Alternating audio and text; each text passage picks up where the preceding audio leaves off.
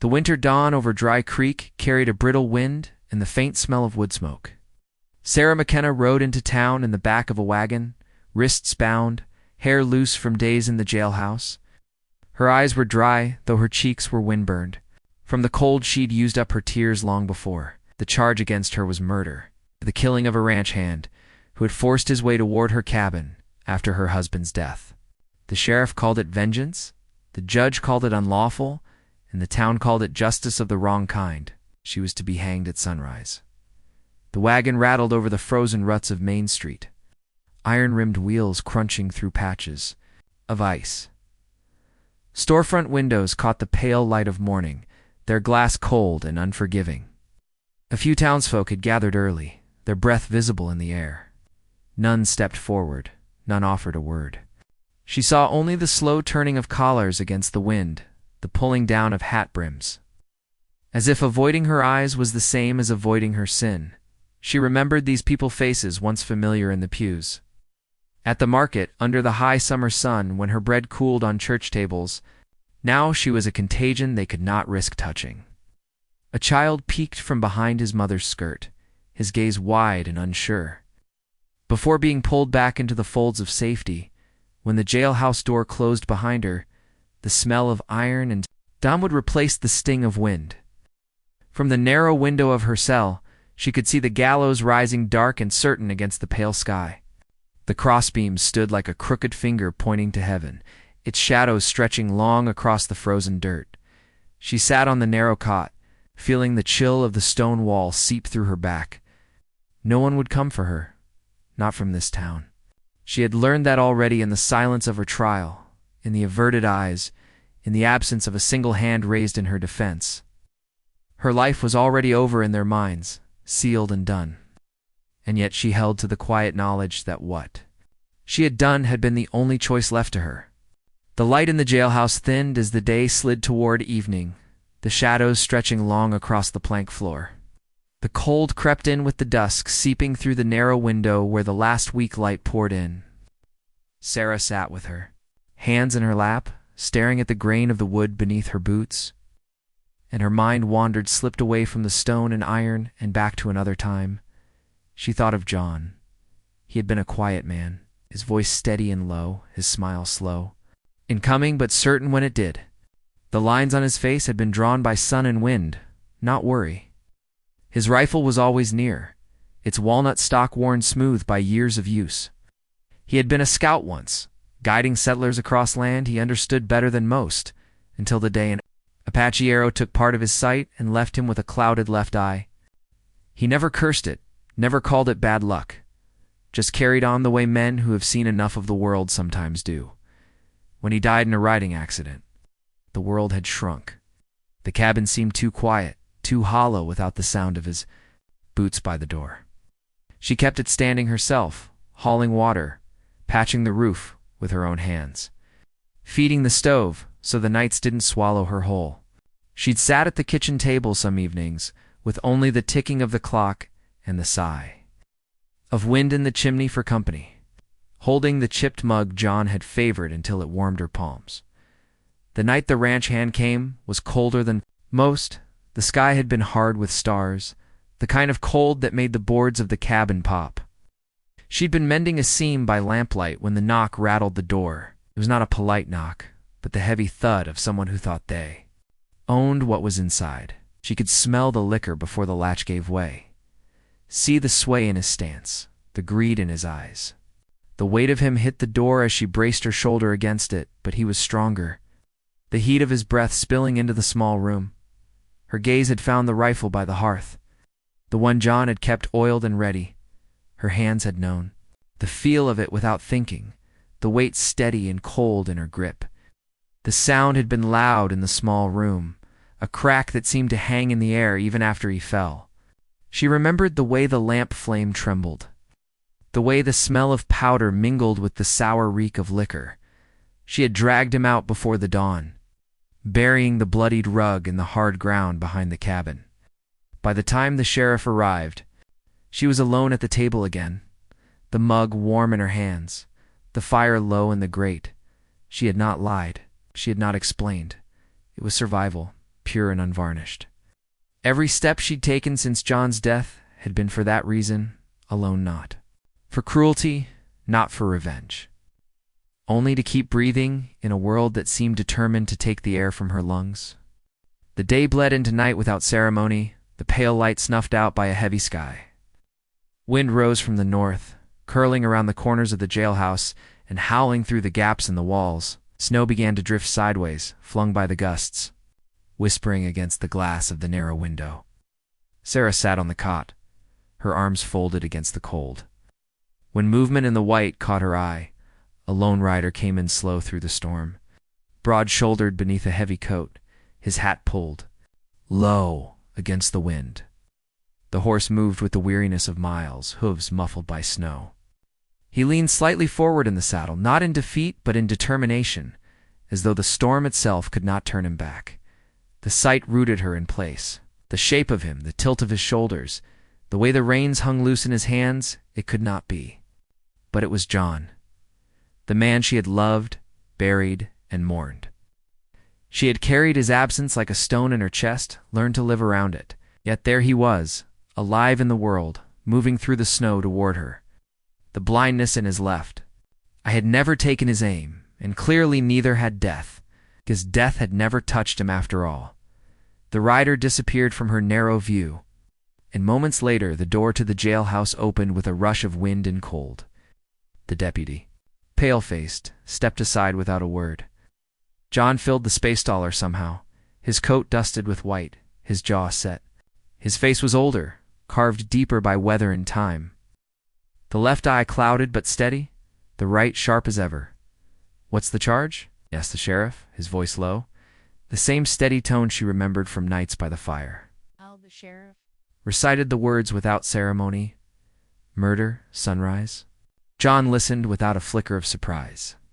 When the sheriff finished, he simply said, "I'll sit with her." The key turned in the lock, and John stepped into her cell as though it were his own doorway. He sat on the bench opposite, setting, his rifle across his knees, his gloved hands resting lightly on the stock. Snowmelt dripped from the brim of his hat onto the floorboards. They looked at each other for the first time in years, the silence pressing between them as thick as the storm outside. Sarah's heart twisted in too many directions at once. Anger for the years without him, relief for the fact he was here, fear for the dawn that would come too soon. She did not speak. Neither did he. Outside, the storm swelled, whistling against the walls, rattling the windows. The town was not asleep. She could feel their eyes through the cracks in the shutters, the murmur of voices in the drifting snow. They had seen him ride in. They had whispered his name, wondering how a dead man could return on the night before his wife's hanging inside the cell. She held her breath against the truth. The storm outside had nothing on the one now twisting in her chest. The hours stretched long, measured only by the slow settling of snow against the walls and the soft ticking of cooling iron. The storm had swallowed the town whole, its voice now a low murmur beyond the thick white drifts piling at the door.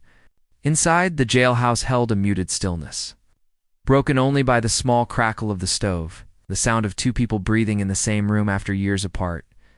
Their words came in fragments, each one carried with care, as if too many might cause the fragile bridge between them to break.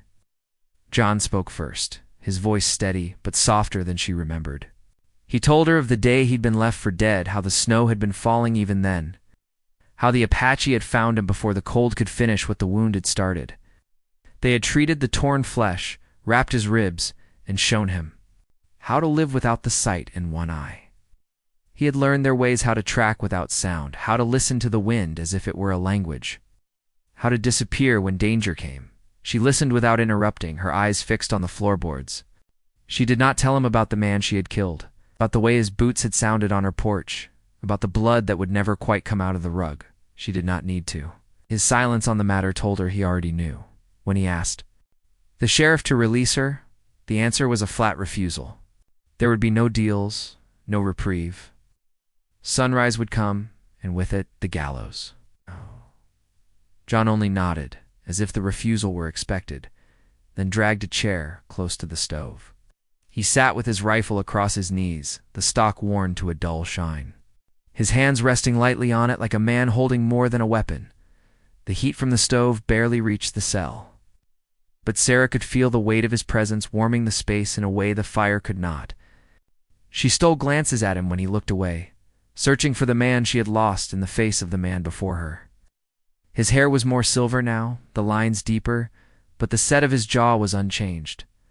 They spoke little after that. The silence was not sharp, not the silence of anger or accusation, but the stillness of two people standing in a field they once knew, wondering if it could be planted again. She felt something she had not expected, a flicker of calm. Perhaps his return was not to save her from the rope. Perhaps it was simply to keep her from facing it alone. And in that thought, she realized something more unsettling than fear. Maybe that was enough. The sky had begun its slow turn toward gray when John finally spoke again. His voice was low, steady, but each word seemed to strike her like a brand to the chest. He said he had heard of the hanging from a trader passing through the settlement. Where he'd been living, the name had stopped him cold. He had left without hesitation, riding hard through snow and wind. Because he knew what the town would not say aloud, that the man she killed had once come for him too, in the same cabin. With the same intent, John's gaze was fixed on the stove when he admitted it. The man had been drunk then as well, mean-eyed and reckless. But John had been stronger, had sent him away with the threat of the rifle. He had always known the man would return, but he had not been there when it mattered. I should have been. He said, the words almost swallowed by the hush of the room. If I hadn't left, none of this would have touched you. The guilt in his tone was not sharp but deep and worn in, like a scar he had carried for years. She wanted to tell him that the guilt was misplaced, that life had simply carved them into different shapes, but the words stuck. Dawn was creeping closer, and the sheriff's boots were already echoing in the hallway. The key turned in the lock, and the cell door swung open. The storm outside had broken in the night, leaving the world muffled under a thick quilt of snow. The air was sharp and still, the kind of cold that cut without wind. John walked beside her, his hand firm on her arm, guiding her step through the packed drifts. The gallows loomed against the pale horizon, its shadow long and dark over the snow. The crowd was small but tense, their faces lined with curiosity and judgment. The sheriff led her up the steps, each creak of the wood loud in the quiet morning. At the edge of the platform, John stopped. His hand left her arm, but he did not step back. In one smooth motion, he lifted his rifle. The metallic click of the lever was loud enough to draw every gaze. For a heartbeat, no one moved. Then the crack of the shot shattered the stillness. Echoing through the square like a church bell, the rope above her head jerked, fibers snapping in the cold. And then it split. Sarah stumbled forward, the sudden absence of weight sending her into his arms. His coat smelled of wood smoke and snow, the familiar scent cutting through the years between them. The crowd stood frozen, the echo of the shot still ringing in the air. As John steadied her and began to lead her down the steps, the rope lay in. The snow like a shed skin, harmless now, the noose open and useless. And for the first time since the trial began, she let herself believe she might see another sunrise. The moment the rope hit the snow, the air split with shouts. The sheriff's voice rose above the rest, calling for order for someone to stop John, but no one moved. The rifle in his hands was held with the certainty of a man who had used it before, and the steady burn in his good eye warned that this was not the time to test him. The crowd, a mix of fear and disbelief, parted without a word as he stepped forward with Sarah at his side. The snow crunched beneath their boots. Each step leaving a dark imprint in the white. Around them, people backed away, their whispers breaking. The silence in quick, nervous bursts. No one dared block their path. Sarah kept her gaze ahead, her breath curling in the air, the cold biting at her cheeks. John didn't look at anyone. His attention stayed forward, his pace unbroken, as though the town itself no longer existed. They reached the edge of Main Street, where his horse stood waiting, steam rising from its flanks. He handed her up into the saddle before swinging up. Behind her, his arm closing firmly around her waist. The rifle rested against his leg, still within easy reach. Without a backward glance, he turned the horse toward the open land. They rode west, leaving Dry Creek to shrink in the distance.